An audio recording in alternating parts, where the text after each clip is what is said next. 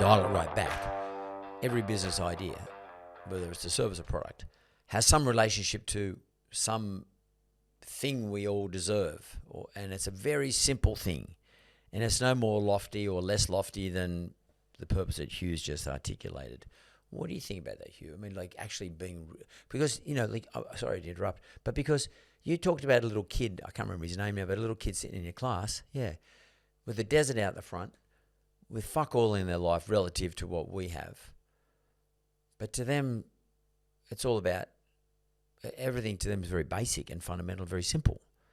And because they don't have this complicated shit going on in life, like swimming pools and football fields and people feeling mental illness and all those other opportunities to get complex, they just concentrate on the simple stuff like joy and happiness and friendship and etc.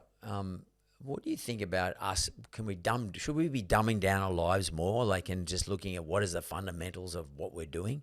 It's hard for us to do that with the way the world's set up here. I mean, what they did so well in this community was gratitude. They practiced gratitude every day. They were so good at paying attention to what they had.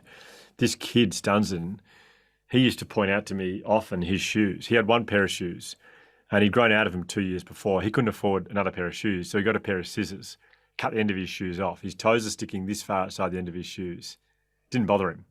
Sir, have a look. He's saying, I got shoes on my feet. Pumped. Absolutely wrapped.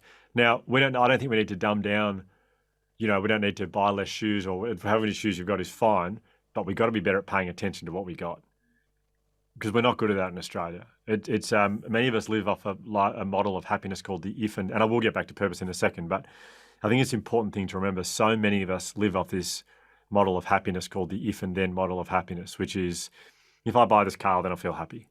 Or if I buy this house in this suburb, well, then I'll feel happy. If I get this promotion, then I'll feel happy. Now, there's nothing wrong with wanting those things. They're all perfectly normal things and healthy things to aspire towards, but you can't pin your happiness to them. You can't say, if it happens, then I'll feel happy, because you buy a nice new car, feels good. 6 months later, you pull up at the lights and someone's there in a nicer car next to you and you think, oh, fuck, actually, if I drove that car, then I'll feel happy. So then all of a sudden, you need something else. We constantly want external things to bring joy to our lives. But joy comes from within. And that's what these kids in India did so well, right? It was just, they stopped and paid attention to what they had. They had a day in the school year where they celebrate having a river. Like, they go to the river, spend a whole day at the river, and the whole point is, how lucky are we to have water? Now, that'd be like us celebrating having taps. It sounds stupid, but like, we are so lucky to have water that comes out of our walls. I tried to explain it to these kids. It was the most baffling thing, that they didn't understand it. I actually couldn't explain water coming out of the wall to them. And I felt bad, and I was like, oh, I feel guilty. I'm telling them. But I didn't need to feel bad. They were like, yeah, we got a river. Yeah, we got a river where water comes from. In fact, they celebrate it. They go there and celebrate the fact they have water. It's an interesting thing you should say that. It's funny. It just reminded me of something my dad was telling me on the weekend.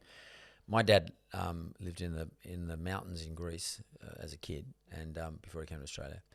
And he lived there during World War II when the Germans were occupying Greece. And then he lived there during the period of there's a civil war in Greece straight after World War II, which is the reason why he came to Australia. But and he told me that today he's lucky enough to live in Mossman. He's got a great house in Mossman, etc. I mean, he worked his ass off to get there. But anyway, he said to me that I said, "How you going, Dad?" Like, he's 87. I said, "How you going, Dad?" Like, he's locked down. My sister's the nominated visit or whatever. I live too far away, etc. He said, "I'm all right." He said, "It's a beautiful sunny day. It's a great day." He said, "Just did the washing." And I said, I bet you often wondered about washing. He said, and we started talking about when he was in Greece, he didn't have shoes. He lived in the mountains where it snowed. In fact, there's a ski resort there today. He had no shoes until he was 11 years of age. And he never had any running water, let alone hot water. He had to go down to the well down the road, and there was a horse down there, and he used to have to lead the horse around. He used to draw the water out, and Dad would bring the water up, and he's got one of 6 boys. He used to bring the water up and for the family. There was no toilet, no dunny, no hot water. In the winter there was no shoes, and there was no. But like, he's always happy. My old man's always happy. He's been happy his whole life. I've never seen my dad sad, except when Mum died. But I mean, I never seen my dad unhappy with his life. And I think you're probably right. And I always look at my old man and think, God, you're a resilient bastard. Because I think about how he lived his life, like everything. He walked everywhere. He didn't get educated. He lived when he was 10 or 11. He used to live. He had a farm, and he used to live on the farm by himself. Literally, him and his younger brother lived there by themselves for 3 or 4 months, looking after the watermelons because gypsies and stuff like that used to come and steal stuff. So he was, and I don't know if he's that resilient, except other than maybe you're giving me some insight. Maybe he's not as resilient so much. It's a simple life, and he looks at everything very simply, and he feels like, he said to me, my life today, Mark, it's so good. He said, I got running water, I got toilets, I got hot weather, I can wash my clothes in the washing machine, put them on the line, I walk up the road to get no food, I can have any food I want. He's not rich. I mean, he's got a good house, but he's got no money. I mean, but he can live off $30 a week, my man, because everything's relative. You know what I mean? Is that what you're saying? Like, gratitude is a relativity exercise? Oh, I mean, the science behind gratitude is it's life changing. Like, it's the kind it takes it transforms every situation you're in. Like, you know, the most grateful people in the world are the ones who just stop and. I mean, there's a thing called the negativity bias, which says we're 7 times more likely to notice a negative. That's the way our brains work. Someone who's grateful, someone who's truly grateful is actually 4 or 5 times more likely to notice a positive. We are surrounded by good stuff. It's everywhere.